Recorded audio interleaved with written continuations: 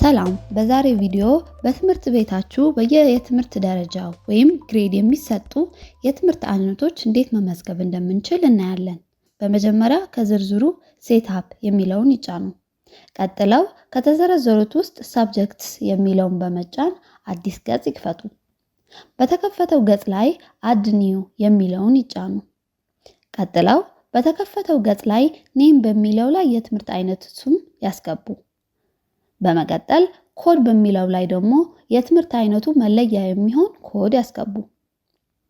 ቀጥለው ግሬድ በሚለው ላይ የትምህርት አይነቱን የሚወስዱ ክፍል ወይም የትምህርት ደረጃ ከዝርዝሩ ይምረጡ። በመቀጠል ሲኩዌንስ በሚለው ላይ ደግሞ ቀደም ተከተሉን በቁጥር ያስገቡ።